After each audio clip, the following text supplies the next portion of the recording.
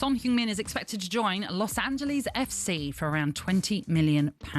But we are going to concentrate on James Maddison for just a moment before we take your calls on Manchester United, because I'm sure you saw it, Gabby. Yeah. Worrying scenes, really, for them in South Korea. This is for Tottenham, as he had to be taken off on a stretcher in Tottenham's pre-season friendly draw with Newcastle. His head coach, Thomas Frank, described it as a brutal injury. Crikey.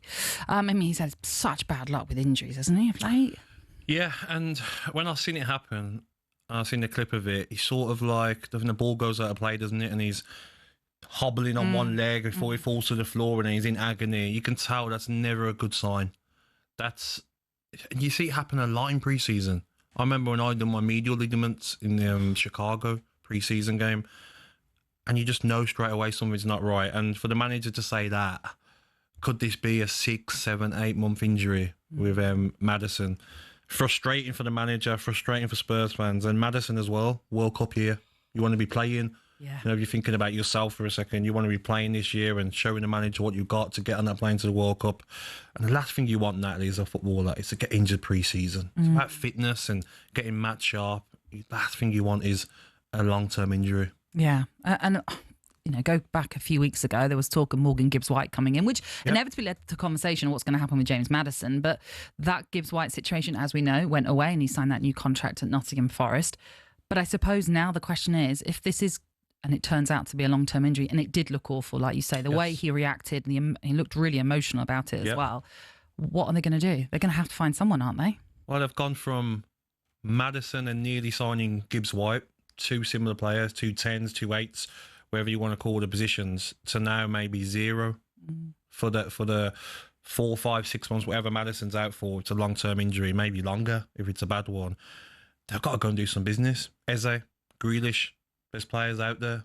I mean, you know, Jack, he's probably keen to find a club that wants him, that wants to give him first Champions League football.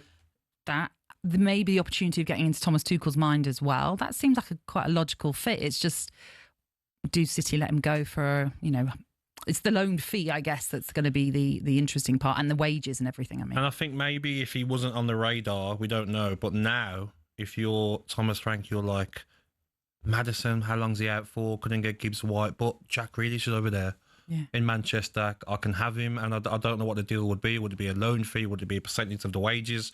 But it just seems like a no-brainer. I mean, he's such a talented player. He's been at it all summer with his fitness work. He's looking sharp. And playing in a role that, I mean, we know he can play on the left too, but to play in that 10 role, Jack, that's what Jack loves. And there's talk of like Eze maybe preferring the Arsenal move. So maybe that will be a tough one to do as well. But like he says, when he's had his best game for England in recent years was against Ireland when he played at number 10. And people can talk down, oh, it's only Republic of Ireland. But in that position, and for me, when you broke into the Villa side, number 10 he was playing. There you go. That number 10 position, it was his position as a child. Off the left, I've always felt like he takes a bit away from his game because he likes it. He can receive it on that half turn. He can make things happen. He can glide past players.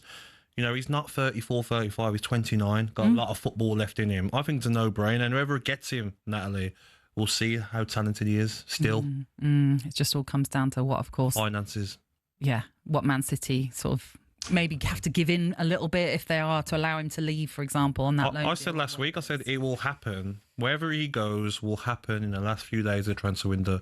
I've seen it happen numerous times because Man City left him out of, not Man City, Pep left him out of the Club World Cup, doesn't want him, got so many options in their forward positions. Look at the FA Cup final as exactly. well. That was a blow for him. You have shown that you don't want him. So if I'm a club, if it's Everton, if it's Spurs, if it's Napoli, if it's anybody who's after him, I'm saying, I'm sorry, Man City, we're not going to give you exactly what you want. If you want 100% of his wages paid, we're not doing that. We're going to offer, I don't know, 50, 60%, take it or leave it. And the last 2 days of the transfer window, Man City Pep will probably be like, oh, okay, if he's not in my plans, there's no point in being here and also having to pay all his wages when we can get some of that money back if we get him on loan. Just putting the Grealish thing to one side for just a moment. When Spurs now are in this position where, again, we're waiting to hear what's happened with Maddison and how long he could be out for, if he is out for some time. they're in a position now where everyone's going to know, well, you're looking for this certain number 10 role, so we can bump up our prices a little bit. 100%. Percentage has gone up. If you're after a player that's worth 50, 60 now. That's the thing with Eze. I'm sure the release clause has run out now, so if I'm Crystal Palace, we're in Europe this season, whoever wants Eze, the price has gone up. When I'm looking at players like Mbumo, Konya going for over 60 million, I'm sure Eze, you'd say, will be worth more than both of them. talkSPORT Drive with Andy Goldstein. Monday to Friday afternoon from 4 on AM, on DAB, via the talkSPORT app and on your smart speaker. talkSPORT.